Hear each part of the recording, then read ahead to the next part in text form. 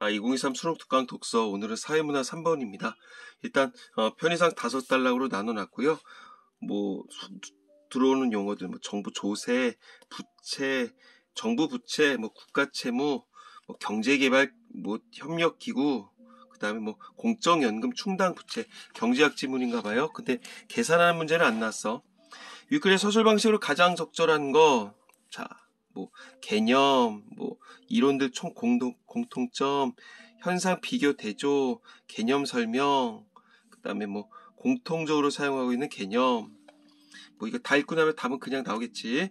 윗글을 이해한 내용으로 적절하지 않은 것은 세부 내용 파악하기인가 봐요. 국가 신용 떨어지지 않는다면 충당 부채, 소득 대비 정부 부채, 인구 고령화, 그 다음에 국제 비교 어쩌고 저쩌고 나와 있어. 슬쩍 이런 용어들이 나오면 한번 머릿속에 킵을 하자고. 그 다음에 3번 국가 채무에 대한 이해로 적절하지 않은 것은 국가 채무 어디 나와 있니? 3단락에 나와 있고요. 3단락 읽고 나서 답을 한번 구해 봅시다. 그 다음에 4번 가에 대한 이해로 가장 적절한 거. 국제 비교에 주로 쓰이는 정부 부채 규모로는 안심할 수준이 아닐 것이라는 우려. 자, 정부 부채 규모가 여러 가지가 나오겠지, 당연히. 그러면 국가 채무의 증가 속도가 빠르기 때문에 고려하면, 그 다음에 국가 채무의 비금융 공기업의 부채 그 다음에 국가 신용, 그 다음에 비영리 공공기관의 부채. 부채가 여러 가지가 있나 봐. 자, 다음에 윗글을 읽은 학생이 수행 학습 활동의 일부인데 A에 들어갈 내용으로 적절하지 않은 것은 주장, 논거를 검증하자는데 논거 마련을 위해 필요한 자료, 주요 선진국 일반 정부 부채에 포함하는 공적연금의 종류. 그럼 이게 찬성인지 반대인지는 아직 모르겠지.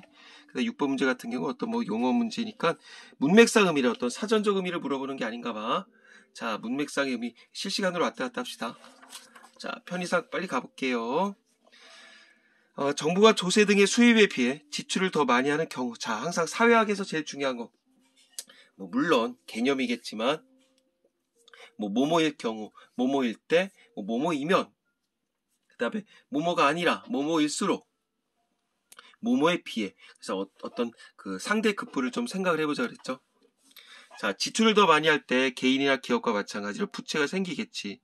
더 많이 쓰니까 빚이 생기겠지. 일반적으로 부채는 갚아야 하는 금액으로 표시되지. 이러한 부채를 갚는 것을 부채 상환이라고 하는데 정부가 부채를 제때 상환하지 못하면 대외적으로 다른 나라에 대해서 빚을 갚지 못하면 국가 신용이 크게 훼손되고 국가의 경제활동 전반이 마비되어 국민에게 여러 가지 불이익이 생기겠지. 부채를 적정한 수준으로 관리하는 것은 정부의 중요한 책임이다. 적정한 수준으로 관리를 하지. 그러니까 빚이 너무 없을 수도 없잖아. 없으면 좋겠지만 근데 어느 정도 있는 거는 인정을 하자는 얘기겠지. 자, 부채를 갚지를 못해. 그럼 당연히 어떤 기업의 신용도 또한 떨어지겠지. 이런 과정에서 기업의 신용도가 떨어지니까 당연히 경제활동 마비되고 국민에게 여러 가지 불이익이 생긴다. 왜냐하면 이제 대외적으로 더 빚을 못 지게 될 거야. 신용도가 떨어지다 보니까. 그러는 과정에서 시간은 지체가 되고 당연히 어떤 대외적으로 이자율이 높아질 수밖에 없겠지. 자, 어느 정도의 부채가 적정한 수준인가를 결정하는 건 쉬운 일이 아니다.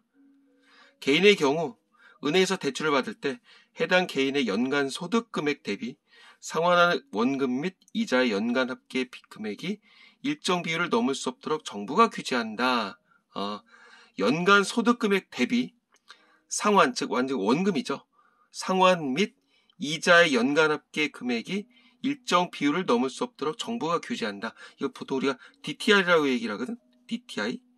어떤 총 부채 상환 비율이라고 얘기를 하는데 데프트 투 인컴. 이제 내가 만약에 연소득이 1억이야. 1억이라 했을 때 이제 가령 1억만큼을 내가 다 대출을 못하게 해준다는 얘기지. 그걸 어디서 규제한다? 정부가 규제를 한다. 부채 상환의 부담이 소득 범위 안에서 관리되도록 하려는 의도이다. 그치? 그래서 가령 제때 상환을 못한다거나 이자액을 어떤 이자를 제때 상환을 못해 계속적으로 이제 지체가 되면 말 그대로 내가 더 대출 받을 수 있는 한도도 줄어들고 그래. 그래서 우리 흔히 어떤 그 신용도 본다 그러잖아. 부모님들 많이 보실 거야. 뭐 요즘은 뭐 토스 그런 걸 통해서 관련 없고 빨리 가보자. 자, 부채 상환의 비율이 어떻게 관리하는다. 이와 유사하게 정부 부채 규모 적정성 판단에 쓰이는 기준이 국내 총생산 대비 정부 부채의 비율이다. 자, 어떤 개념적인 거 나오니까 국내 총생산 대비 정부 부채의 비율이다. 이거는 이거 하면 되겠죠. 국내 총생산은 한 국가 안에서 일정 기간 생산된 모든 재화와 서비스의 시장가치 합이다. 그래 뭐 보통 우리가 뭐 부가가치 합 이제 그런 것도 나오는데 계산은 안 나오니까 일단 넘어갑시다. 그러한 생산의 대가가 궁극적으로 국가 차원의 소득이라고 해석될 수 있다. 그러한 생산의 대가 이게 결국은 소득이다. 그래서 우리 보통 이런 얘기하거든. 이제 자산은 부채 플러스 어떤 기업 이익이라고 얘기를 하거든. 그러니까 이제 자산이라고 하는 게 뭐야? 어떤 내가 갖고 있는 다 모든 돈이라고 보면 되겠지. 거기는 이제 부채도 포함을 하겠고 어떤 그 자기 자본, 기업의 입장에서 자기 자본이 포함된다. 이렇게 볼 수가 있어. 국내 총생산 대비 정부 부채의 비율은 이거 대비 정부 부채의 비율은 서로 다른 국가의 정부 부채 적정성을 비교하는 데도 유용하다. 그러니까 이제 기준을 이걸로 두고선 정부 부채의 비율을 이제 계산해서 정부 부채 적정성을 이제 판가름한다. 그런 얘기겠죠, 뭐. 자, IMF라고 하는 거 들어봤을려나 모르겠다. 자, 97년도 때 있었거든요. 그래서 뭐 전 국민 막 텔레비전에도 나오랬어. 뭐 금부치 같은 거 막 팔고 막 인터뷰하고 그랬었고 참 웃지 못할 해프닝이 있었죠. 그거 관련한 영화도 있었죠. 유아인이랑 이제 김혜수 나왔었던 영화. 자, 쓸데없는 얘기 이제 빼고 쉬고서 이제 A와 B 일단 가볍게 용어부터 가볼까? A가 회손 맞고요. 그 다음에 어떤 과정의 마지막이라 끝? 이 뭐야? 궁극적으로 그치 최종적으로 맞겠네. 자, 국가 간 정부 부채 사실은 여기까지 보고선 또 다른 문제를 풀 수가 있어요. 근데 일단 지금 3분단까지 가보고선 갈게. 국가 간 정부 부채의 규모를 비교하기 위해선 자, 정부 부채의 개념에 대해서 국제적 기준이 필요한데 세계적으로 통용되는 일반적으로 두루 쓰는 국제통화기금의 기준에는 세 가지 범위의 정부 부채 개념이 제시되어 있다. 그럼 이제 세 가지 범위가 어떻게 나오는지 이제 차근차근 나오겠죠? 첫 번째가 국가채무다. 국가채무는 중앙정부와 지방자치단체의 회계 및 기금상 빚, 국가가 직접적인 원리금 상환 의무를 갖고 있는 부채를 의미한다. 국가채무의 중앙정부, 지방자치단체. 요게 하나 나왔다는 얘기고, 다음으로 국가채무의 비영리 공공기관의 부채를 합산한 부채를 일반 정부 부채를 한다. 여기 2번이겠고 1번보다 크겠지. 여기다 뭐 더한다? 여기다가 비영리 공공기관의 부채를 합산한 때 이거 더하기 이건 이게 되는 거야. 중앙정부 및 지방정부의 비영리 공공 이거까지를 포함해서 넓은 의미의 정부를 본다고. 오케이. 우리나라 비영리 공공기관 이거 300개가 넘는다고? 국민연금공단, 국민건강보험공단 등이 대표적이다. 여기에 이런 것들이 포함된대. 마지막으로 일반 정부 부채. 이게 일반 정부 부채 뭐 계속 뭐 점층법이야. 비금융 공기업의 부채를 합산한 요거 비금융 공기업의 부채를 합산한 부채를 공공부분 부채라고 한대. 그러니까 요게 제일 큰 거겠지. 자, 정부 부채에다가 뭐 정부 부채 개념은 세 가지가 있는데 국가채무는 이거 더하기 이거. 그치? 그리고 일반 정부는 이거 더하기 이거. 그리고 공공 부분 부채는 이거 더하기 이거 하면 되겠지. 한전, 한국토지공사 등 이런 것들이 비금융 공기업이겠지. 부채는 이 사항의 어느 개념에도 포함하지 않는다. 그러네. 다 비영리, 비금융 이렇고 금융공기업의 부채는 어디에도 포함되지 않는다. 왜 그런지 몰라. 뭐 뒤에 나오나 모르겠다. 이중 OECD 등에서 집계 국제 비교에 주로 쓰이는 개념은 일반 정부 부채이다. 이 몇 번째였어? 두 번째 거였지. 정부 부채 규모를 파악하기 위해서 비영리 공공기관 부채를 산정하는 과정에서의 쟁점 중 하나가 공적연금 공적연금의 충당부채 포함 여부이다.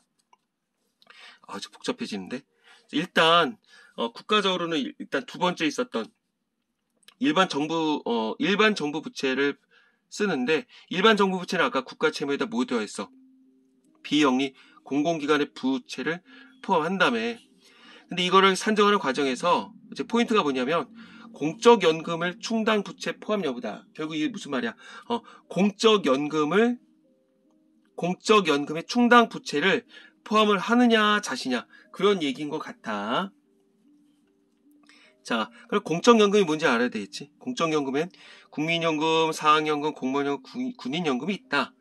연금 지급은 지급 시기와 금액이 불확실한 특징이 있어서 미래에 발생할 연금 금액을 현재 시점의 가치로 산정한 것이 이런 걸 충당부채라고 하는구나.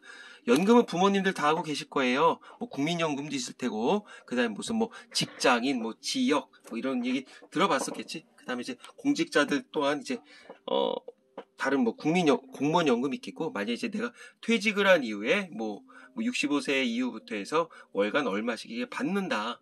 그걸 뭐 일시불로 받느냐 아니면 뭐 매월 나눠서 받느냐, 뭐 좀 들어봤었을 거야. 자, 그래서 미래에 발생할 연금 금액을 현재 시점의 가치로 이제 산정한 걸 충당부채라고 하는데, 결국 위로 얘기를 하자면 이거를 공적연금에다가 포함을 해야 되냐 말아야 되냐, 그게 어떤 쟁점이라는 얘기겠지. 자, 부채 중에서 국제 IMF의 기준에 일반 정부 부채로 포함될 수 있는 건 공무원연금이랑 군인연금은 여기 일반 정부 부채에 포함을 시킨대.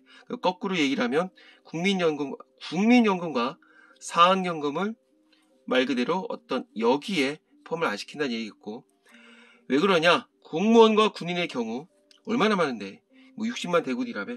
국가가 고용주체로서 고용계약을 체결하고 연금 재원에 부족할 경우 국가가 부족한 부분을 해소할 의무가 있음이 법률에 명시되어 있기 때문이다. 그래서 충당부채에 포함을 할 수 있다. 그리고 거꾸로 얘기를 하면 국민연금, 사학연금 같은 경우는 국가가 고용주체인지 아닌지는 얘기 안 났고, 그 다음에 연금 재원이 부족할 때 국가가 부족한 부분을 해소할 의무가 없다는 얘기겠지.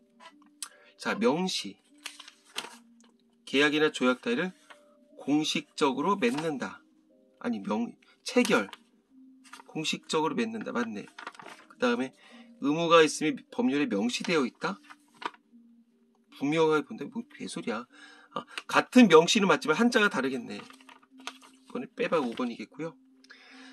자, 그러나 많은 나라에서 공무원 연금이나 군인 연금과 이거 같은 공적연금의 충당부채를 공개는 하지만 대부분 명시적으로 일반 정부 부채에 포함시키지 않는 상황이어서 이것 또한 논란의 여지가 있다. 자, 왜? 이런 것들은 다른 어떤 사학연금, 국민연금과 다르게 이러한 특징이 있어서 결국 어떤 일반 정부 부채에 포함한다고 했지만 공개는 오픈을 한대. 하지만 명시적으로 이 부채는 포함을 안 시키고 있대. 왜? 이거를 포함을 시킨다면 결국 뭐겠어? 어떤 대외적으로 나라의 빚이 겁나게 많이 늘어날 거라는 좀 시선이 있지. 쉽게 얘기하면 다른 나라에서 볼 때 왜 이렇게 여기 이 나라 빚이 많아? 이렇게 볼 수가 있겠지. 대외적인 신용도가 떨어질 수밖에 없을 거야. 자, 다음에 가볼까?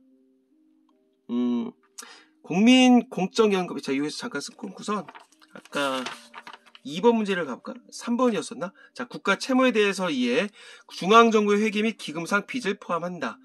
뭐 이거는 중앙정부의 국가 채무, 중앙정부의 빚. 맞네. 이거는 고스란히 있는 그대로 개념이 나와 있죠. 그 다음에 공무원연금공단 등 공적연금 관리기관의 부채를 포함하지 않는다. 왜? 비영리 공공기관만 포함됐잖아. 당연히 3분단에 나왔고요. 그 다음에 국제적으로 통용된 정부 부채 개념 중 가장 좁은 범위의 정부 범위를 선정한다. 그치? 아까 세 가지가 있었는데 그 중에서 국가 채무는 제일 좁은 범위였어. 요거 더하기 요거만 있었으니까 3번도 맞네. 그 다음에 비영리 공공기관의 부채가 추가되면 국제 비교에 줄을 수 있는 정부 부채 개념이 된다. 그치? 여기 국가 채무에다가 뭘 됐다. 요거를 더하면 뭐 일반적으로 쓰이는 거라며. 맞고요. 그 다음에 국가가 직접적인 원리금 상환 의무를 갖고 있는 부채로서 그지 맞지. 근데 금융공기업 부채? 아니지. 금융공기업 부채는 포함을 안 시킨다고 했었잖아. 그래서 뭐 답은 쉽게 구할 수가 있었겠지. 자, 그럼 이제 한번 마지막 단락. 공적연금의 충당부채를 일반 정부부채에 포함을 해야 된다고 주장하는 근거. 자, 이런 것들의 충당부채. 그러니까 아까 충당부채 개념 나왔었죠. 불확실한 어떤 연금 금액을 현재 가치로 산정한 것. 이거를 정부부채에 포함을 해야 되냐. 이게 쟁점이었잖아. 그럼 해야 된다 하는 팀이 있겠고, 반대로 하면 안 된다 하는 팀이 있겠지. 자, 포함을 해야 된다고 하는 주장의 근거는 뭐냐면, 주요 비교 대상인 선진국들의 경우 국민연금 개혁 등으로 재원 부족 문제의 심각성이 감소한 데 비해 우리나라 인구 고령화로 인해서 그 상황, 어떤 재원 부족 상황이 악화될 것으로 예상이 된다. 그러니까 문제를 명확하게 인식할 필요가 있다. 문제를 지금의 수준에서 명확하게 인정을 해서 나라의 빚으로 이제 인정을 해 두선 지금부터 나중에 발생할 수 있는 어떤 이런 재원 부족 문제를 해결하기 위해서 준비를 하자. 그런 거겠지. 자, 연금 개혁을 좀 많이 들어봤었을 거야. 연금 개혁은 두 가지가 있어. 그래 어떤 국민들로부터 받을 수 있는 어떤 보험료를 인상을 한다거나 아니면 차후에 나중에 연금의 지급액을 낮추거나 아니면 두 가지를 같이 이용하거나 그게 하나의 연금 개혁이겠지. 자, 첫 번째 문장 헷갈릴 수가 있을 텐데 거꾸로 얘기를 하자면 우리나라 같은 경우는 어떤 재원 부족 문제의 심각성이 감소하지 않고 이러저러한 상황 어떤 연금 개혁이 제대로 안 이루어졌다는 얘기겠지. 그리고 재원 부족 문제가 좀 더 심각해질 수도 있다. 그러니까 지금부터 문제를 명확하게 인식하고 나라의 빚으로 인정을 한 다음에 준비를 하자. 그런 얘기겠지. 자, 반대로 공적연금의 충당부채가 미래 연금 수입이나 연금 기금의 운용 수익, 운용은 뭐 또 돈을 가지고 이렇게 이용하거나 이제 뭐 관리를 한다는 얘기겠죠. 운용 수익으로 그 부담이 완화될 수 있다. 근데 일반 정부 부채가 두 번째일 거잖아. 포함을 시키게 되면 불필요하게 정부 부채가 커질 우려가 있다는 주장이 있다. 그치? 아까 얘기했었던 요 앞에 거에 대한 반대 급부라고 보면 될 것 같아. 그러니까 괜히 빚으로 인식을 해서 뭐 다른 나라한테 이렇게 뭐 신용도가 낮게 보일 필요가 있냐. 그런 입장이겠죠. 정부 부채를 적정 수준으로 관리하는 것과 함께 국민이 정부 부채에 대한 정확한 정보를 접해서 국정에 대해 판단할 수 있게 하는 것도 뭐 민주국가에서 중요하다. 그래서 다양한 각도에서 투명성을 제고하는 것이 바람직하다. 자, 그러니까 이 작가라고 해야 되나? 이 이야기에서는 이 정부 부채에 포함을 해야 되냐, 정부 부채에 포함을 시키지 말아야 되냐 이런 대답이 나온 건 없어. 자, 이제 됐죠. 뭐 특별히 어려울 건 없는데 요 3문단이랑 4문단이 조금 약간 지저분했었어. 자, 일단 1번부터 가볼까? 주요 용어들의 개념을 그 포함 범위를 축소해가며 설명한다. 제일 중요했었던 개념은 그거였지. 어떤 부채의 개념이었었는데 부채의 개념을 정부 부채, 그 다음에 일반 정부 부채, 그 다음에 어떤 공공금융 부채 해서 점차 확대해가면서 얘기를 했었지. 1번 틀렸고, 그 다음에 2번 국제적으로 인정되는 이론들의 공통점을 추출했다. 공통점을 추출한 게 뭐가 있었냐? 여기 뭐가 있었어? 그런 거 없었지? 인정되는 이론들 그런 거 없었고, 그 다음에 다양한 현상을 비교 및 대조했다. 다양한 현상 뭐가 있었지? 그런 거 없었어. 그 다음에 의미를 명확히 드러냈는데 뭐야? 그 다음에 요 개념을 설명했지. 그리고 사용에 대한 어떤 쟁점을 밝혔다. 어떤 쟁점이 있었다? 그치? 어떤 비영리 공공기관 부채를 산정하는 과정에서 어떤 공적연금의 충당부채를 포함을 하냐 마냐, 그러니까 나라의 빚으로 인정하냐 나라의 빚으로 인정하지 않느냐 그거겠죠. 그러니까 4번 맞았네. 근데 여러 국가가 공통적으로 사용하고 있는 개념 이런 것도 없었을 뿐더러 장점 그런 거 없었지. 2번 문제. 자, 세부 내용 파악하기. 국가 신용이 떨어지지 않으면 아까 떨어지지 않으면 정부가 부채의 원리금을 제대로 갚고 있는 상황이다. 그죠? 원리금을 제대로 갚고 있는 걸 우리가 상환한다 그랬었잖아. 맞겠고, 그 다음에 연금의 충당 부채는 미래에 지급할 연금 금액을 가입자에 대한 빚으로 인식했다. 그치? 현재 가치로 환산한댔죠? 그러니까 맞겠고, 그 다음에 국가 차원의 소득 대비 정부 부채의 비율은 정부 부채 적정성을 판단하는 기준이 된다. 자, 소득 대비 정부 부채. 이게 아까 전에 첫 번째, 두 번째, 세 번째 나왔었던 그 개념이라고 보면 될 것 같아요. 어떻게 될까? 그거지, 이거. 정부 부채 규모에 판단했을 때 어떤 뭐 GDP 대비 정부 부채의 비율이다. 이렇게 얘기했었지. 그러니까 3번은 맞지. 그 다음 4번. 우리나라의 인구 고령화는 재원 부족 문제를 감소하는 방향으로 공적 연구에 영향을 미칠 것이다. 재원 부족 문제를 감소하는 거는 선진국이겠지. 무엇을 통해서? 연금 개혁을 통해서. 근데 우리나라는 그러지를 지금 못하는 상태고 인구 고령화. 그래서 어떤 이런 상황이 악화될 것으로 인정했다. 그랬으니까 4번은 틀렸네. 그 다음 5번. 국제 비교를 위해서 동일한 포함 범위를 적용해 정부 부채 규모를 파악하는 것이 필요하다. 이거 아까 고스란히 해놨던 것 같은데. 그치? 요거 고스란히 나왔어. 그러니까 맞겠고 3번 단위를 적어둘게.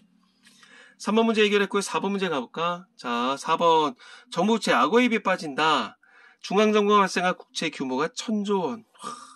정부 수입, 정부 지출 비슷한 수준으로 증가하다가 지출이 수입을 앞지르며 악어에 벌린 모양으로 격차가 벌어질 결과이다. 이제 계속적으로 이제 빚을 지고 있다. 이렇게 보면 되겠죠.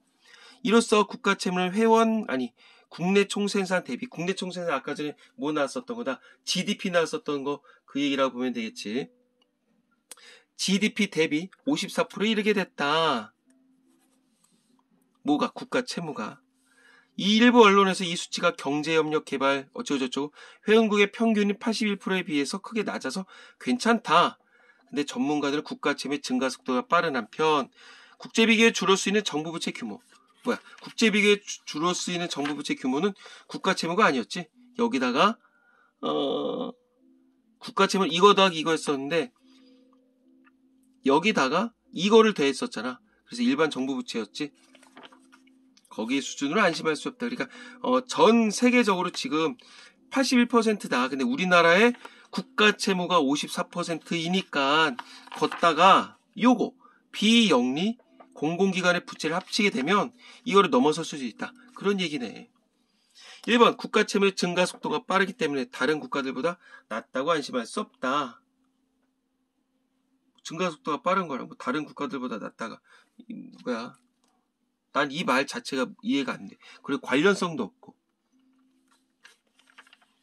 전혀 이거 뭐야? 이거 뭐라 그래야 돼? 이거 어떻게 설명해 줄까? 국가 채무의 증가 속도가 빠르기는 해. 근데 그게 이거랑 관련이 없잖아. 그치? 이거랑 전혀 관련성이 없다고 하면 될 것 같아. 무관. 관련 없다. 그 다음에 지방자치단체 부채까지 고려를 하면 국가 채무의 증가 속도가 빨라질 수 있다. 아니지. 여기선 일단 국가 채무를 기본으로 뒀지. 국가 채무에 이미 지방자치단체의 지방자치단체의 어떤 빚이 포함이 되어 있죠. 이미. 그러니까 우리는 여기서 포커스가 우리나라 요것만 했을 때 54%야. 근데 지금 전 세계적으로 요거가 81%잖아. 그러니까 요거에다가 요거를 더하는 거지. 이미 지방자치단체의 빚은 포함이 돼 있어. 그 다음 3번 국가채무의 비금융 공기업의 부채가 포함되지 않기 때문에 정부 부채 규모가 지나치게 작게 평가된다. 얘가 그럴듯해 보이네.